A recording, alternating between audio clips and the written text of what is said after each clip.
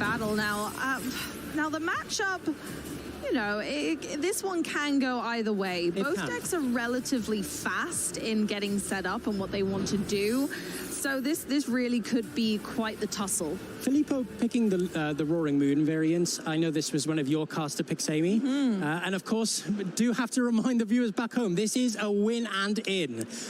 Both players' records will permit them a day 2 record with a win in this game. Oh, quite a detrimental Pokestop off the bat there for Filippo. Oh, the Poke don't stop. It's just, I hate it when that happens. You spin that Pokestop thinking, yes, it's all going to be fine. My deck is nice and full, frivolous and fruitful with item cards. Oh, no, wait. Oh, 3 supporters. Oh, no. Oh, it's all gone wrong.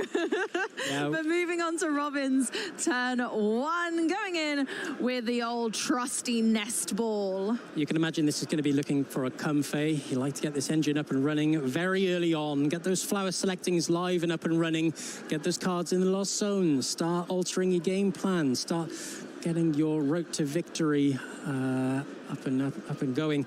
And here we see just a little prize check from Robin, just going through the deck, just seeing what cards are going to be in the prizes for him in this game. The Roaring Moon and the Radiant Charizard not hiding in the prizes for this game, so two of his very strong resources in this game, fortunately not going to be hiding in that prize cards. And here we see the Comfey coming down. You can imagine it's going to be a retreat into that Comfey, and like I said, start up and running with those flower selectings. Yeah, we got to select as many flowers as we can, as early as we can, to get this battle rumbling.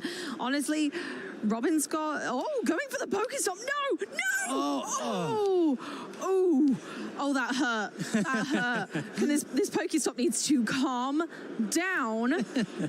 My word. Now, luckily, a Colress experiment is still on the cards, and thankfully, as we know, Lost Box does dabble in some super rod action. So the Snorlax could come back later, but luckily not an imperative attacker in this matchup. Like you said, Rabbi, absolutely the Charizard and the Roaring Moon are going to be looking probably our more likely targets anyway. I'm surprised that Robin actually went for the Pokestop because of how delicate this deck can be. There are many resources within this archetype that are that can be posed to be quite fragile.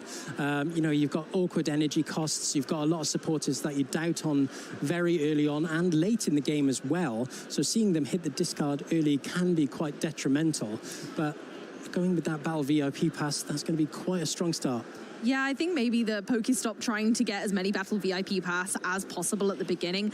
I quite like that. I doubt that Robin will be continuing to risk the Pokestop. I mean, I don't know. I love risking it on my opponent's Pokestop, but I can't see Robin as the type. I believe if it were me, I'd be doing that. I think I would go for the turn 1 Pokestop personally, just to try and get the really strong start with the excess Battle VIP pass. And luckily, Robin didn't lose anything too detrimental at this stage, so actually I think I support it. I support the Pokestop usage. Okay, nice one, nice one. Now, here we see the early benching of the Radiant Charizard. This is going to be one of Robin's main outlets to start attacking and start taking those prize cards, but won't obviously be able to use this early on. Of course, with that Excited Heart ability, he won't be able to use that until Filippo is taking a number of prize cards. But of course, that Combustion Plus poses such strong threat against Filippo, and of course those Roaring Moons only being 230 HP, that puts it in primal range really for that Combustion Blast. Here we go. Okay, another Comfey on bench. Pal Pad hit the Lost Zone, but there's already a Pal Pad in hand from the Pokestop, so it's not too much of a problem. Supporters can still be recycled. But unfortunately, it's looking like Robin's hand is looking a little empty to me. I'm not seeing anything that jumps out as a super obvious play right now. Oh, honestly, Yeah, going for the flower selecting first. Super odd nest ball. Oh, I don't love that. No, I don't love it at all. He definitely needs to get another card in the Lost Zone if he wants to be using Spit Innocently this turn to start softening up that Galarian Moltres V, which is definitely going to be on the cards for Robin. Now, does play Sableye as well, so of course can take that late game knockout on the on the Galarian Moltres in the late game. So this is going to be quite a fantastic start here from Robin. Yeah, even, using Cramorant to Spit Innocently twice at the Moltres V is also really valid. If Filippo doesn't manage to move the Galarian Moltres V out of the active spot this turn, then Cramorant can just go again.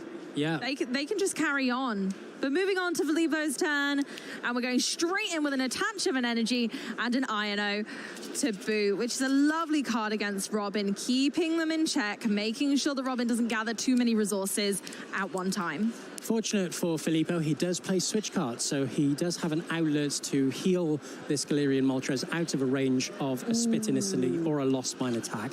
But unfortunately doesn't hit it from the Iono. Here's the Pokestop. Here we go. Dark Patch Energy and Morpeko. I think that's a Morpeko, yeah. Yeah, it's the lovely, hungry little Morpeko. He's so hangry that he will scurry back to the bench if he has no energy to get those treats. No, of course. I do like Morpeko in this matchup. It can take quite an easy knockout on the Comfeys, and with a single prizer, he can use that to his advantage. Sorry, not disadvantage.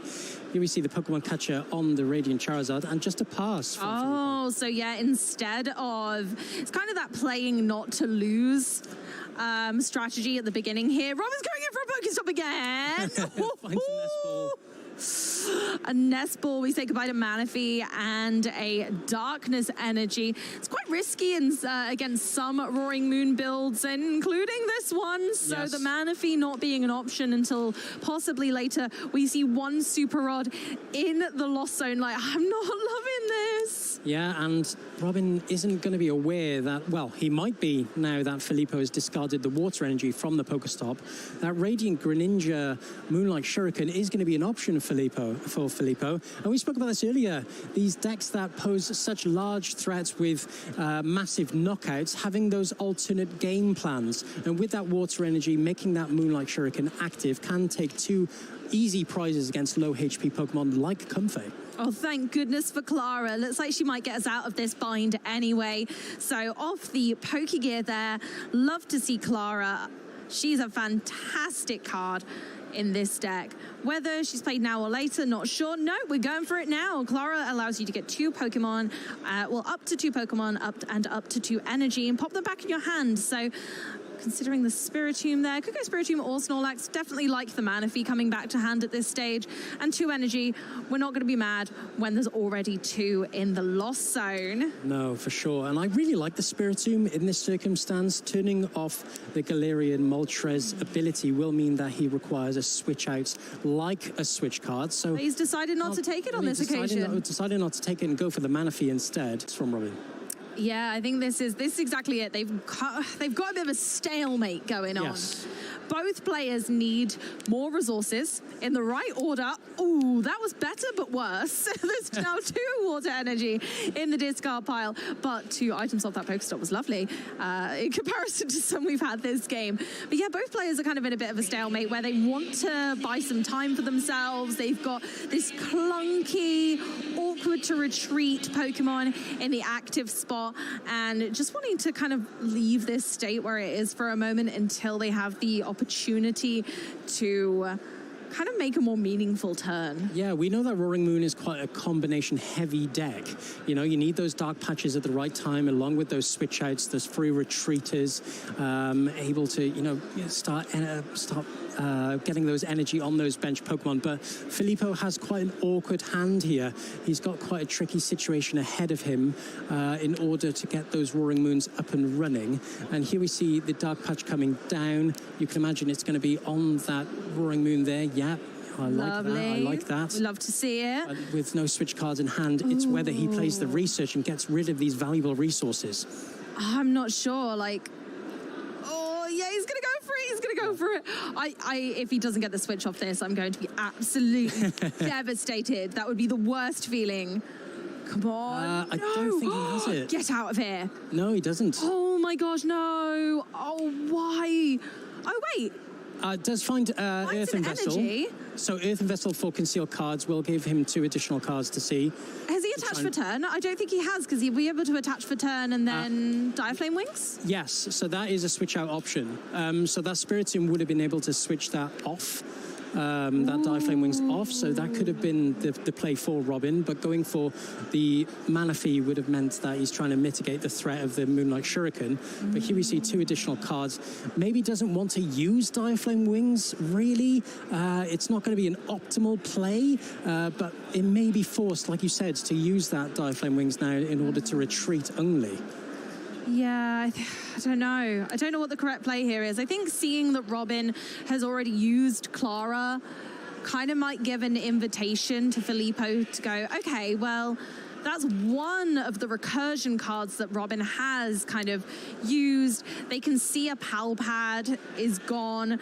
You know, there's another in hand, which they did see from the Pokestop, but there is still only finite resources to be able to bring some of the heavy hitters back, and that Charizard definitely floats the boat. Yeah, Clara is so vital to this Lost Box Sablezard archetype, as we like to call it, because of course it keeps the options open to keep that Radiant Charizard up and running turn by turn. Being able to get an energy and a Pokemon at the same time, of course, you're able to use that Combustion Blast over and over and over again. Of course, if Robin has used that Clara already, he does have 2 Palpad, of course, so can shuffle that Clara back in. And knowing that the Roaring Moon archetype doesn't usually play much disruption, he has that security. Yeah, that's the nice thing about this matchup for Robin. He is able to quite comfortably, quite comfy, if I might say, be quite strategic in that he can be comfortable that, you know, disruption is an unlikelihood. It is very unlikely that Filippo is going to be able to disrupt him at all, and so he gets a bit more control over the entire game state, not only his own but Filippo's as well. Yeah, we spoke about how powerful disruption was against the Giratina archetype when we looked at the Mew VMAX versus Giratina when we featured that earlier, but with only 1 INO being an asset to Filippo, of course Robin is able to bring that hand and increase it turn by turn, but with that cross switcher play, huge. That is absolutely huge. With that cross switcher play, now a simple Spit Innocently will be able to put Robin ahead of the prize race, and this isn't usually a place that Robin will be in playing Sablezard. It's usually quite a slow and meticulous deck, but here Robin going ahead. I love it. Love to see the cross switches there. They paid off. We're going ahead with a Super Rod, taking Charizard back already. Whew, this battle is still up in the air. There's all to play for. Cramorant will be able to take the knockout, just as we predicted earlier, that if that switch cart wasn't played early enough, Filippo's been digging and digging and digging, and no switch cart has yet been found, and now it is too late, and the wrath of Cramorant has burdened him. You may think 110 damage isn't that much. It's not that much of a deal for a lot of these high HP Pokemon, but damage ramps up. You know, it does stack up as the game goes along. And of course, with this Lost Box variant, of course, it has so many different options to be able to take advantage of that early game pressure. With that 110 Spit Innocently, with a couple of Lost Mines, all of a sudden, you're in big trouble. Yeah, damage counters are a scary asset, and they're not to be left alone for too long, because unfortunately it will come back to bite you. And here we go, moving on swiftly. A Roaring Moon, of course, set up on the bench. One of this deck's kind of best assets, in my opinion, is just being able to set up new, fresh attackers really quickly. I feel like once Roaring Moon is on a roll, it just doesn't stop. Yeah, and here we see the Pal Pad come down for Filippo, of course, bringing that INO back into the deck. It's going to be quite vital for Filippo to use that INO at the right time, and also at the time where he can cause maximum disruption to Robin. Yeah, there's also going to be a finite amount of stadiums in this battle. I feel like that's the other resource that Filippo needs to keep an eye on. Yeah, because if Robin kind of squeezes the the amount of stadiums that are going to be played in this game to a halt, then Filippo will be forced to try other kind of methods of disruption and other ways of winning, because they're not going to be able to attack safely without doing a 200 damage to themselves. And it's quite funny. Well, not funny if you're Filippo, of course, but the Roaring Moon won't be able to take a knockout on a Crammer without a stadium in play. No, not at all. Without discarding one. So, you know, like you said, it's going to be a resource that Filippo really has to keep an eye on. And here we see the judge coming down. It's whether Robin has the answers and the resources left to be able to deal with just a 4-card hand. I think Robin's in quite a good place right now for being able to manage that. A couple of comfy there. I mean, the stadium's going to get removed. It's very likely. But I think with the comfy, knowing that Robin can switch straight into one of those, plus these 4 cards, I feel like that's enough right now to keep the pace of the battle going. I feel like that's not too bad for disruption as far as things go for Lost Box when you've got a few comfy lingering around. But even so, Filippo's just absolutely going. The combos are racing, and Roaring Moon is doing what Roaring Moon does best. Yeah, and that INO, it's in hand. It's definitely where he wants it to be. He has the security to know that the INO is an option to him, of course, if he's able to keep this hand as the game goes along. And of course, having that Pokemon on the bench already ready to go into the fray, to take some knockouts, of course, can just keep this hand and is safe knowing that he'll be able to play that INO at the right time. Palpad brings 2 Colress Experiment back into the fray of Robin's deck. Still needing to really populate that Lost Zone with only 6 cards in the Lost Zone so far. We need 7, 1 more for that Mirage Gate, which we're going to guarantee this turn with the active Comfey. But in an ideal world, probably wanting to race up as soon as we can to a larger hand size as well. Yeah, Robin does play Mirage Gate, so of course if he's able to get this card into the Lost Zone in addition to getting another option of attack with the Radiant Charizard, he can put himself in quite a good position by taking another 2 prize cards here and taking the last 2 with Roaring Moon. You know, the game really is in Robin's hands if he's able to play around this awkward judge and as well as INO in the future. Lovely. We'd love to see the Colress coming right back around. That's what we want. He's come back to town, gave him a little call on the pal pad, and Colress, all right, I'll be there as soon as I can. And he didn't disappoint. No, it definitely didn't. With that Nest Ball in hand, we'll be able to search out for a potential Roaring Moon or the Radiant Charizard. I don't recognize if he's played the Super Rod already. And here we see the Nest Ball potentially coming down for Robin, but with no Mirage Gate in hand, isn't able to power up any sort of Pokemon anytime soon. Here we see the Radiant Charizard, of course, coming down. Of course, with that Excited Heart ability, will be attacking, you know, just that little bit more with only 3 energy required to use that Combustion Blast with those 2 prizes taken from Filippo. Yeah, it definitely gives a bit more flexibility to Charizard. Love that Charizard's back at this stage as well. Just gives you a bit more flexibility if, like, you get a Mirage Gate and you don't have necessarily a secondary target. 2 Mirage Gate there in the Colress. Wow. Yeah, probably wanting to get rid of the Cross Switcher because one is already in the Lost Zone. Probably needs a friend in there. Yeah, the Mirage Gate is definitely going to be a priority for Robin to take from this Colress. However, with another Cross Switcher hitting the deck, that is another gusting option out of the way, and now there's no more gust in Robin's deck. But I don't think that will be a problem necessarily with this Roaring Moon. He has the calming notion that Filippo's only attacking option now will be those heavy 2 prizes.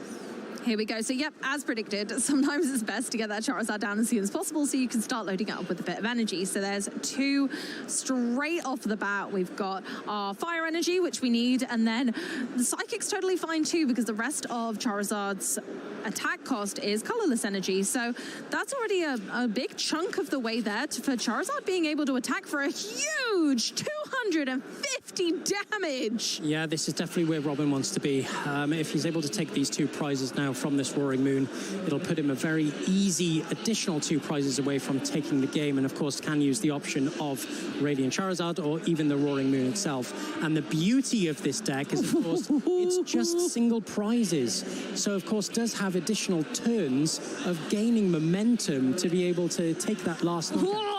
Taken down with 1 hit. Goodbye, Roaring Moon. Hello, Charizard.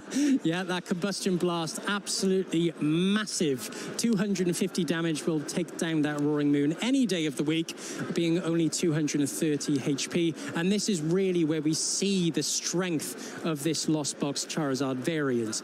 Of course, taking advantage of these powerful single prize Pokemon like Radiant Charizard will really put Robin ahead of the prize race very early on. Yeah, fireworks are flying in this battle. There's no telling what could happen next, but Robin is in a particularly strong point here. This is the point where Filippo needs to turn the tides, and I think that INO was possibly just the thing they might need to ensure that might happen. And this is where Filippo wanted to play the INO. This is causing maximum disruption to Robin. And of course, playing only the 1 INO, he had to play it at the right time. And this was it. It's now whether Robin is able to draw out of it. And the Colress, of course, coming down is definitely ideal for Robin. Yeah, no, Colress definitely coming in handy there. 2 Battle VIP pass, easy decision. Maybe not the best because you don't get kind of the cream of the crop of your deck, but definitely when your deck is this thin, you're wanting to get rid of those and say goodbye. Unfortunately, Comfy going to the discard pile. Oh, Battle VIP pass going to hand. It kind of hurts. Yeah, that Pokestop isn't going to be too helpful to Robin. But now, we spoke about this earlier. Being a single prize deck, Robin does have at least the backing here that playing only single prizes, Filippo will require 3 turns of additional attacking in order to take the game. So Robin can nicely be calm and collected, start building that hand up slowly. And of course, with cards like Super Rod, Colress's Experiment, in addition to Mirage Gate, those combination pieces will come thick and fast if you're able to flower selecting. Exactly. So whether we can get there in time, oh my goodness gracious, here we go, there it is! And there's the Combustion Blast for game. There it is! The Charizard takes it down again. We saw that Charizard 3 times come into the active spot. It was like a conveyor belt of Charizard. Yeah. I mean, Filippo did what he could. That INO to 2 is just as much as he could do, really, against Robin, putting him down to 2 cards with that maximum disruption. But unfortunate, but fortunate for Robin, he was able to draw out of it with that Colress's Experiment. And with so many different resources available to you, Nest Ball, Mirage Gate, it all comes to you, you know? Charizard was just making sparks fly, and it was working. Yeah. I mean, 250 is a huge amount of damage for a single prize Pokemon. You can understand why it's a Radiant Pokemon. You're only allowed to play 1 in your deck, but we saw that Charizard 3 times in the active spot, and it did rather well. And this is exactly what the deck does. It's up and running. You know, it has these, as we said earlier, these combination pieces. It has Clara. It has Robin's playing 4 Super Rod and 2 Palpad. So he's able to get these resources continuously. And with the engine like flower selecting, it's easier. You know, I say it's easier said than done, but Robin's proved it is. It is easy. Yeah, and honestly, having that much recursion along with the Clara as well in the deck, honestly, there's just so many ways to make those Pokemon work as hard as they can for you, even if they're in singular numbers, because we have the Snorlax, Roaring Moon, and Charizard, and Sableye, all really valid attackers in this deck, and all at a single count. But oh no! Robbie! Yep, the Radiant Charizard. It's in there, unfortunately. Oh, Ben, what are we going to do? I don't know, because I don't see a Suian Heavy Ball in Robin's list. So that Radiant Charizard is going to stick in there until Robin is able to take some prizes with some of his other assets. Oh, Benjamin, I'm devastated. My Charizard count is going to slow down.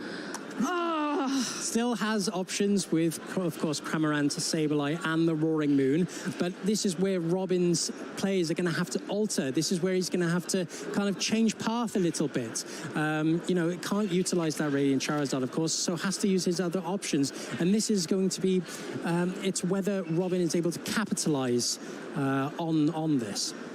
Yeah, you're quite right. And I suppose that's the beauty of a Lost Box deck, huh? As devastated as I am not to see my lad Charizard come forth in this one quite so early in the game, he is more useful a few prizes down the road anyway.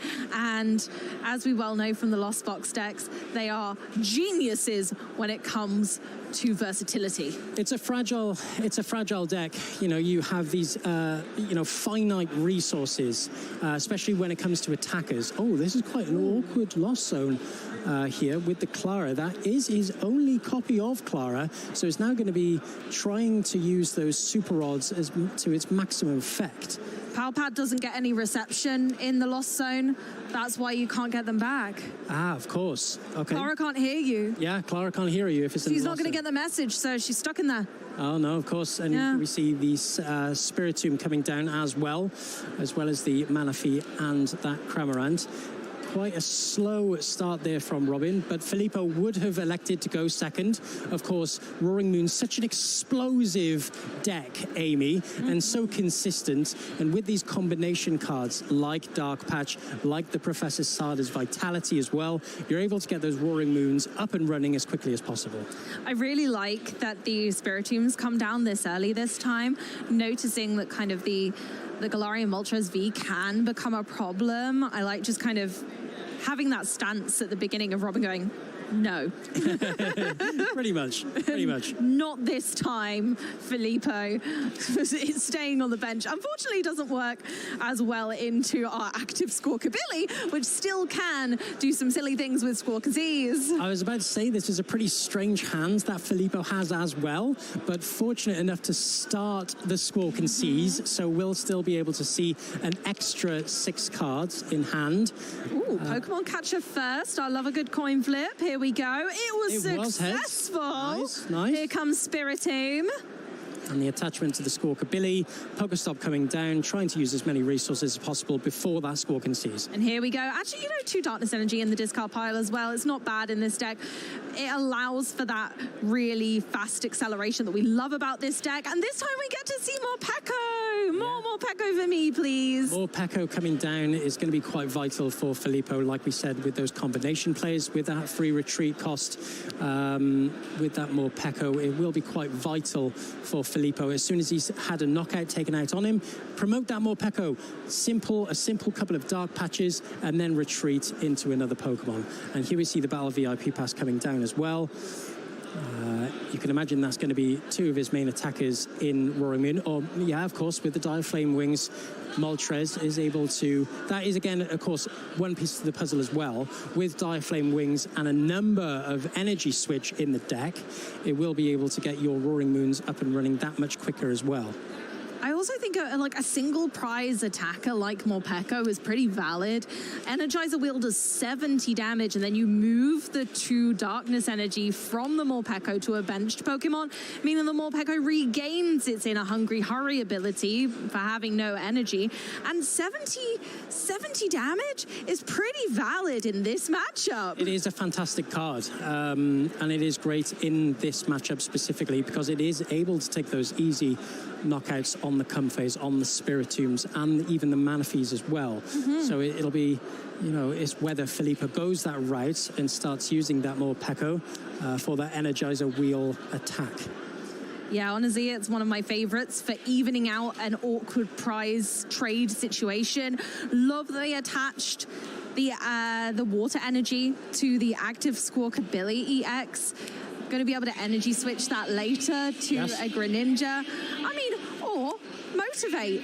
And well, I think that's what he's going for here. Oh no, that's the Professor Sada. Yeah, and draw 3, of course, as we carry on in. Don't think there's too many useful cards there, unfortunately. It was an Ultra Ball, Iono, and Roaring Moon. Bench is full, used a supporter, and well, I think that's all she wrote. But Dark Patch, still getting them loaded up. I love this deck. Oh my goodness. Yes, going for the Morpeko. I think we're seeing the Energizer wheel come out with the energy switch as well with the from the Moltres. Or I love it. Moons. Energizer wheel into Greninja. How beautiful would it be, though? Oh, love to see it. There it is. The energy switch onto Morpeko. We're getting a little hangry up in here, and we'll say goodbye to Spiritomb. It couldn't hanker that hungry Morpeko. It couldn't, and it's gone into that discard pile with that knockout. And that Morpeko, great synergy with this deck. Of course, taking those 2 energy and popping it back onto your powerful Roaring Moon Pokemon and getting those energies up and running as well on your main attackers for future turns. Loved that Pokestop. That was working for Robin this time. Not too shabby at all. Colress Experiment, let's go. Lost Zone Population, that's what we're talking about. Oh, it's all popping off. There we go, 5 in the Lost Zone. Let's keep up the pace. Loving the pace of this battle. Exhilarating play. Yeah, it's quite awkward here for Robin as well. With that Morpeko, it does pose, well, it is a valid attacker for Filippo, but Robin doesn't really want to be taking single prizes. He wants to be taking those big, large knockouts, and there's not many other one-prize Pokemon that Robin can capitalize on and take a knockout on. So it puts Robin in this situation of, am I okay with a 7-prize game? Yeah, it's a strange prize trade, being forced to deal with the hangry Morpeko. Robin's thinking, oh my word, all my Pokemon sweets, they're going to be devoured. I'm going to have to deal with it. Don't have a choice. It's going to keep going otherwise. Better remove the threat while it's there. Yeah, and I still like the knockout, of course, because it is that single, it is that free retreat cost. Of course, it is a part of Filippo's game plan to have that free retreater in order to get those Dark Patch up and running onto your main attackers, and then that free retreat into that said attacker, and then start taking knockouts. So it's still valid enough for Robin to take the knockout on the Morpeko. Oh, I love a Trek and Shoes. Oh, we're taking it. I didn't see what it was. It's Pokemon Catcher, I believe. Ooh, I like that. I like that for the mana fee. We love flipping coins. We love flipping coins. We've had 1 successful coin flip so far on the Pokemon Catcher. I'm so ready for the next. Let's go. Yeah, we see the Diaflame Wings onto that Galarian Moltres as well. And this is going to be an easy single prize for that Roaring Moon to take on that Cramorant with that Pokestop in play. Here we go with the Pokestop. Oh, Dark Patch, not bad, not okay, not great, not terrible. I mean, yeah, I think the issue that I have there is that it discarded another Pokestop. Yeah. And again, that is a finite resource for your attack value, and that's my problem. Discarding a Darkness Energy and then getting a Dark Patch, it kind of cancels each other out, you know. Whereas the Pokestop I don't love, and yeah, Filippo's done exactly the right thing in that scenario, in my opinion, saying, okay, well, I have a finite amount of stadiums. What's the most important thing for me to deal with right now? Actually, it's going to be that mana fee, not the Cramorant. And quite significant to point out, took the knockout and the mana fee, but didn't need to discard the stadium, but still did so anyway. So I'm wondering why that maybe would have happened. But of course, if you're able to take away that Pokestop, it does decrease Robin's outs for his turn to get into some of those resources like Nest Ball, like Mirage Gate. So that might have been the game plan there.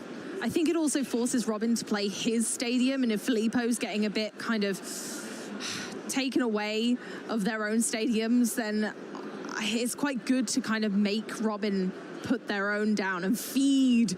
You're making your opponent feed your Roaring Moon. No, yeah, of course. Yeah, and here we see Robin. Yes, feed my Pokemon. Me Pokestops, please. Make me stronger. But there are so many item cards in Robin's deck that there is no wonder why he plays his own range of Pokestop. He does play 4, but there are so many item cards, you know, electing for the cross switches instead of bosses as well. It means that he is able to gust with those item cards. And with Pokestop, you're increasing your odds to find them as well. Yeah, actually, Robin's deck is littered with item cards. 4 ofs across the board, Mirage Gate, Switch, Cross Switcher, Switch card. We're talking everything. And so if Filippo is clocking on to this and thinking, oh, you have enough stadiums too? Oh, excellent. Then, you know, that's a really good observation from Filippo. And Robin has such a large hand here and has now got that magic 7 cards in the Lost Zone. Those Mirage Gates are now live. He has energy in hand. He has Switch Out in hand as well. It's whether he elects to go for that Roaring Moon. Oh, no, of course, doesn't have a dark energy in hand, of course. So won't be able to use that Roaring Moon. We recognize again that Radiant Charizard is in the prizes as well. So here we see that Nest Ball. It's whether Robin can find those additional combination pieces to start taking some of those heavy knockouts.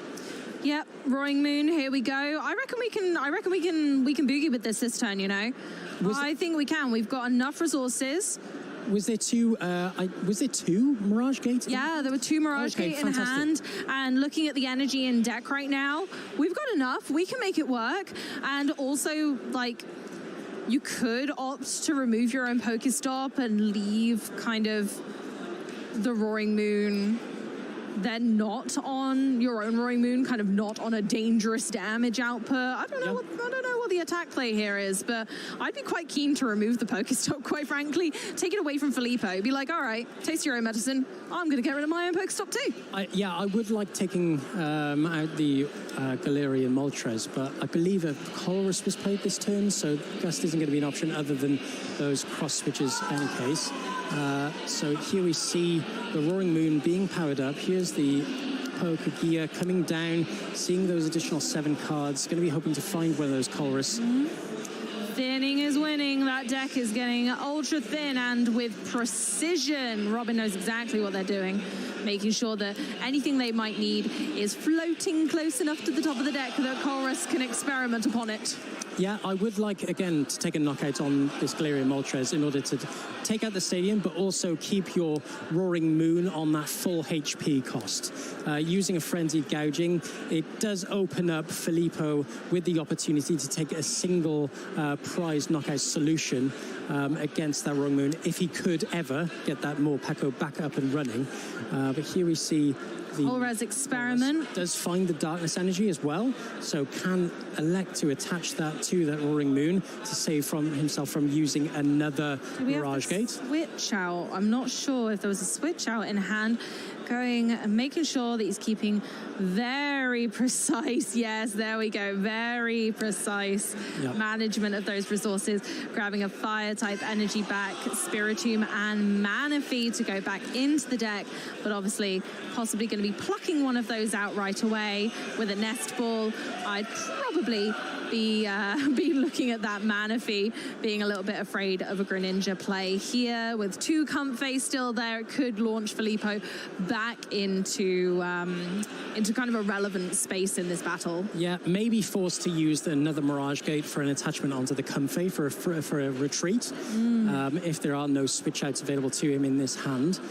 And here we see just putting that Mirage Gate to the front of his hand, of course, but going for another Nest Ball. I didn't realize there were 2. I was like, oh no, I've got it wrong. I'm rubbish at this game. Oh, thank goodness, Robin. Thank you for saving me. Right, okay, onwards. And here we see the second Mirage Gate coming down. Of course, attaching that darkness energy to that Roaring Moon. Love to see it. And then that energy attachment to the Comfey, giving it a nice 1 retreat. Here as well. Now, I'm still not sure whether Robin is going to take a KO on this Roaring Moon. Like, there's a world in which you do not KO it. You remove the stadium, leave damage on it, and mop up with Sableye later. It's whether you want to mitigate that risk of your Roaring Moon being knocked out by another single prizer. Exactly. And of course, with the Frenzy Gouging, putting 200 damage on itself isn't ideal in that scenario. But of course, 2 prizes is 2 prizes, Amy, in this world. And going for the Frenzy Gouging. Taste your own medicine. Get out of here. Going for that. Love that. Just like, oh, you can do the Roaring Moon. I can do it too. Doesn't take that Radiant Charizard from the prizes. Ouch! Though. Ouch! My beating heart. Yeah. Oh. My excited heart, I should say. Yeah, oh very my nice. Gosh, Very nice. And this puts Robin in that difficult position whereby if he has... if a knockout is taken out on this Roaring Moon, he can no longer use another Roaring Moon, right? Because it puts Robin only on one prize card remaining and wouldn't give him the game. No. But Filippo will be only 2 prize cards away from winning the game. So it puts Robin in this position whereby, again, he needs to use those other resources. He needs to use the Spit Innocentlies, and he needs to use those Lost Mines as well. Yeah. He kind of has to utilize every single prize option in their arsenal right now. It's a really, really difficult situation. Robin would have been oh so well aware that that Charizard is lingering in the prize cards. I imagine he's quite gutted not to have taken it, actually. I would be. Yeah, and I was going to say Thumping Snore could have been a way to take a 2-prizer of that on that Squawk ability. However, I think it hit the Lost Zone in this matchup very early on. In this game. Yeah. And here we see Filippo looking to get another Roaring Moon down and up and running on his bench. We saw the Forest Seal Stone coming down onto the Moltres for that Star Alchemy. We know, of course, this deck doesn't utilize any V-Star Pokemon, or so that Star Alchemy is vital to this deck to keep that engine up and running. And here we go, switch cart straight into the Moltres. Ooh, going for the Iono. Iono, here we go. Iono to 3. Is it going to be as I say, is it going to be as disruptive as the last game? But Robin managed to draw out of it, so yeah, I'll keep my mouth shut. I don't know. I feel like the Pokestop is so helpful in what Robin's trying to achieve. And the Colress again! He finds the Colress. Again! It was the second time! I know it's a lie. Oh, I know just really likes Colress. It's clear. They're best buds. Yeah, for sure. Well, you know, being that Robin does play those 2 pal pads, he's able to, you know, get those supporters back into the deck for these late game disruption elements to the game in any matchup for whatever reason. And here we see Filippo just going through the deck here. An Earthen Vessel was played, so is able to find 2 more energy from the deck. And of course, will keep his concealed cards nice and active as well as thinning out the deck. Yeah, neither combatant is showing signs of fatigue yet. This is anyone's game. Yeah, for sure. And we can see an easy 2 prizes on the board for Filippo with that Roaring Moon using that Frenzied Gouging last turn. With now a Dark Patch in hand as well, is able to start powering up a Roaring Moon on the bench as a secondary attacker. We know Robin is on 3 prize cards, so he will need another one if Robin was able to take another 2 prizes next turn. We should note that Moltres does do 30 damage to itself. It does. So it does soften itself up a little bit, but not really quite enough that any of us could possibly do it is to spring another Roaring Moon, like recycle the same Roaring Moon around again. And I'm not sure if they have enough resources at this stage of the game to do so. And unfortunately for Robin, like we said, if he uses that Roaring Moon, it puts Filippo in a position where he can just take the game with 2 prizes remaining. If not if he attacks the Moltres, because the Moltres already has a bit of damage, wouldn't removing a Stadium KO it? He would Frenzied Gouging the Roaring Moon. If Robin was to get another Roaring Moon out. Oh. Yeah. So here we see the Super Rod coming down. Whether he does elect to go for the Roaring Moon, he does actually go for the Roaring Moon and 2 Dark Energy as well. Now, I was just wondering whether, like, Calamity Storm would be enough. Oh, Calamity. That's what I was saying. Yeah. I was like, he can Calamity Storm it's this taking Moltres. a knockout on this Moltres. Oh, for sure. Yeah. But I mean, like, yeah, so he's going, so he's recycling the Roaring Moon, going again. Robin's going to have no problem taking out this Moltres, going down to 1 prize card, probably taking the Charizard. I reckon he can mop this up. It's whether Filippo has a way of getting this Roaring Moon on the bench powered up.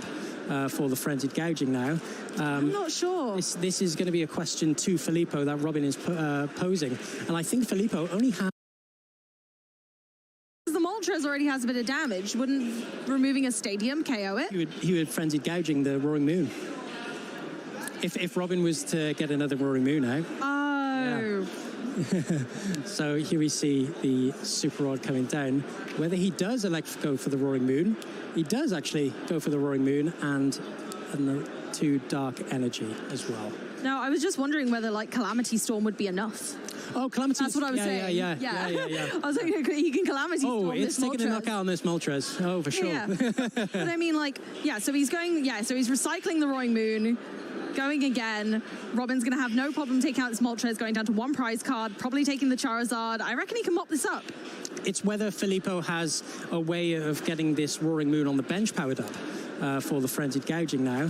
I'm not sure. This is going to be a question to Filippo that Robin is posing. And I think Filippo only had a number of cards in hand in order to get that combination up and running. Yeah, if they manage to get the frenzied gouging, then it is all over. But I'm not sure they've got enough resources to achieve it. With Moltres and, of course, the Forest Sealstone gone and, used as well. So it's not even something that we can try and use at this stage of the game. And then we see the Vitality, and I think there was an energy in hand as well. Oh, is that it? And an energy switch as well, and there we go. And that's the game. Filippo able to take the game by Calamity Storm. Not quite Calamity Storm, it was a frenzy gouging, but still, of course, Filippo able to capitalize on Robin's poor prizing with that Radiant Charizard hiding in the prizes. Unfortunately for Robin, his options just weren't quite there going into this game. No, it was a savage attack. Unfortunately, Roaring Moon was just too strong with all of its other Roaring Moon friends, and sadly, Robin's Roaring Moon's friends were stuck in the prize cards. Yeah, unfortunately enough. But Filippo will be feeling very good about that game. Oh, massive. Of course. This looks like on paper a very typically quite a bad matchup for Roaring Moon. Of course, with that Radiant Charizard posing such damage with a single prizer, you would imagine if things were to go Robin's way, it would have been maybe a different result. But, these things happen. And Filippo was able to follow out his game plan effectively and using that Morpeko as well to an effect with the INO play as well. Filippo was able to take that game quite comfortably, I would say. I love the Morpeko. I think, honestly, if I had to pick a card that was instrumental to Filippo's success in that game, personally, I'd pick Morpeko. I like it. Skewed the prize trade enough that Robin was just put in this really uncomfortable situation. No! Oh, it's in the prizes now. Oh, no, Morpeko, why? Oh, we may not be seeing it. Well, all right. Well, I'll, cool. Guess I'll stop my rumblings about Morpeko. Every card Every time. It's always in the prizes. I think, am I cursing them? Well, we must be. I think mine was Radiant Charizard last Oh, no. Here we see. Oh, here we go. Straight in. Robin has chosen to go second. Both decks kind of prefer to go second, don't they? Yeah, I do like the choice of going second, only because both decks are able to capitalize a very early game with playing a supporter. So Filippo, of course, explosive, like we said, able to play a Professor Sada's Vitality early on, as well as Squawkabilly as well, and all of these different combinations with Dark Patch will be able to use a Roaring Moon, and of course, in combination of all that, attack as soon as possible and take those early prize cards. So you can see why Robin elected to go second. Yeah, it's honestly, even just like, as we were saying earlier, getting damage on the board, right? That's absolutely instrumental, huge. Just being able to spit innocently, especially a Roaring Moon, because if it then damages itself, well, cool. I'll take 2 prize cards, so you can take 1. You wouldn't want to be, you wouldn't want to be frenzy gouging with it. No, that's for sure. Not at all. And so but you kind of take that attacking option away. Yes. I know it's not ideal into a Cramorant, but into other larger attackers that Robin can pose a threat with. It's a possibility. Or if there's no stadium available, I don't know. It just does create tricky situations for Filippo in certain scenarios. And it puts that Roaring Moon within perfect maths for Robin. Of course, 230 down to 120. Amy, lost mine then, able to take an easy 2 prizes in the late game as well. Yes, Cramorant spits innocently, and Sableye comes in going, oh, yes, that is delicious. Unfortunate start there for Filippo, unable to use his Squawk and Seize in this game, of course, unable to find it. But here we see Robin with the first chorus of his game. And, of course, finding that Radiant Charizard very early on with a Battle VIP pass, he's going to be up and running pretty soon. Yeah, I really like that. That is a nice start, especially in comparison to last game where we barely got to see poor old Charizard. But this is very reminiscent of game 1. Yes, for sure. And, you know, going for those 2 comfes as well. It's going to be getting those flower powers up and running here as well. And looking to get to those magic 4 in the lost zone to start activating that spit innocently. I think the only thing I'm concerned about here, Benjamin, is the time. We don't have a lot of time left on the round, and since Robin has a board and Filippo has a board, I don't think we're going to be able to take possibly enough prize cards either way to close this out. No, unless a miracle happens for either players. A draw might be on the cards for both of them, unfortunately. But both players will play it out, you know. It's good deck knowledge, of course, if you're able to play the game out. It gives you an insight into how each deck plays and, of course, what their perfect game plans are. Yep. Every player might as well get as much practice as they possibly can, especially when you're in this stage of the tournament against this caliber of player. I honestly think these are some of the most kind of gracious learning experiences we can have. Oh yeah, you've got to play your outs for sure. You know, more playing, more practice you get, the more knowledge you will gain, and the more understanding of all of the archetypes and all of the decks in formats you will receive, and therefore, you know, you will get a better experience and become a better player. Yeah, precisely. So it's just one of those moments where it's not worth giving up the ghost yet. No, for sure. And talking about ghosts, the Spiritomb does come down there. Fettered in Misfortune now active, turning off that Dire Flame Wings on the Moltres V, of course. Not an option anymore for Filippo, but fortunate enough to get that turn 1 Dire Flame Wings, so that energy is attached for that acceleration for the later turns. 2 Dark Patch. Nice. 2 Dark Patch in hand, 2 Dark Energy in the discard pile. I mean, if they can find a way to retreat this Roaring Moon, they could just attack with Moltres, you know? Yeah, it's pretty good. 2 Dark Patch in hand, especially with 2 Darkness Energy in the discard pile. Yeah. Fantastic little combination you would have there. We love this. Here we go. Hello, Moltres. Yep. Pokestop. See if we can hit that switch option. Maybe a research first. Maybe a research first, like fantastic. I think I do the same. Another research, not needed. VIP pass. Your time has passed. Another Moltres? No, thank you. Well, what I didn't like to see was another Dark Patch hitting the discard pile. Starting those 3 Dark Patch in hand isn't going to be fantastic for your late game. No, that's not fun. But with 1 second, and there we go. With that 1 second going down to 0 in this game, you can imagine both players will be looking to a tie. Yeah, looks like there's the fist bump. We love the camaraderie. There we go. Both players very likely accepting that one as a tie between them. Sure, we'll get confirmation on that moment.